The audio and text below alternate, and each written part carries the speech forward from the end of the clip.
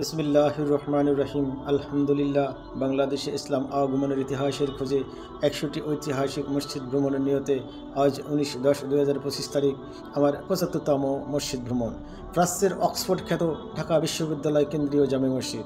ঢাকা বিশ্ববিদ্যালয়ের কেন্দ্রীয় জামে মসজিদটি অন্যান্য মসজিদ থেকে সম্পূর্ণ আলাদা। এটা আমাদের চেতনার প্রতীক। এই মসজিদের সাথে এদেশের অনেক ইতিহাসের গভীর সম্পর্ক রয়েছে। এই মসজিদ ৬৯-এর গণঅভ্যুত্থান ও স্বাধীনতা সংগ্রামের প্রত্যক্ষ সাক্ষী। মসজিদটির ইতিহাস: ব্রিটিশ শাসন আমলের পূর্বে ভারতবর্ষ প্রায় ৫৫০ বছর মুসলিম শাসন আমলে ছিল। এ সময় ঢাকাসহ সারা দেশে বিভিন্ন শিল্পশৈলীসহ মুসলিম স্থাপত্যের অপূর্ব নির্দেশন শত শত মসজিদ প্রতিষ্ঠিত হয়। এ ধারা এখনও অব্যাহত রয়েছে। তেমনি পাকিস্তান আমলে ঢাকা বিশ্ববিদ্যালয়ের ক্যাম্পাসে কেন্দ্রীয় জামে মসজিদটি নির্মাণ করা হয়।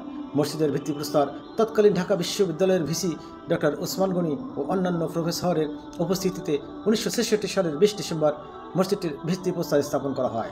ঢাকা বিশ্ববিদ্যালয়ের ২৩টি মসজিদের মধ্যে এটি সেন্ট্রাল। ৫ বিঘা জমির উপর মসজিদটি প্রতিষ্ঠিত।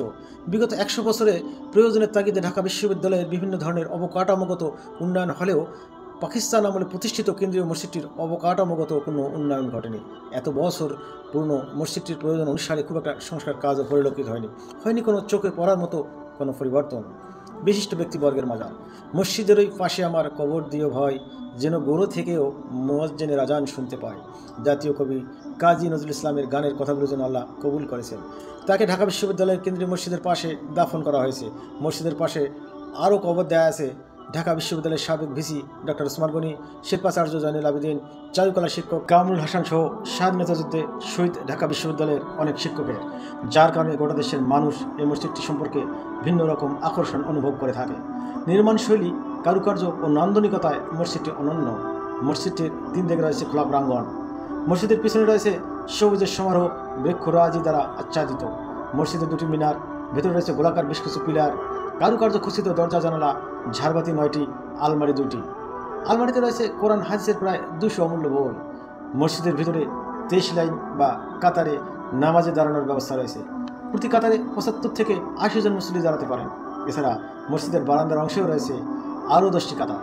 সেখানেও প্রতি কাতারে 75 থেকে 80 জন দাঁড়াতে পারে। প্রতি শুক্রবার মসজিদে প্রায় 2,500 মুসল্লির সমাগম হয়। ঢাকা বিশ্ববিদ্যালয়ের কেন্দ্রীয় মসজিদটি অনেক গুরুত্বপূর্ণ ও ঐতিহাসিক।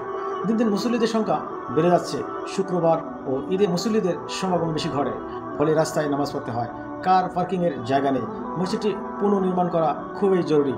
আজ আমার সাথে সফর সঙ্গী ছিলেন আমার বন্ধুবার একেএম শাহজাহান সাজু ও তার দ্বিতীয় পুত্র হাসিন। ধন্যবাদ সবাইকে।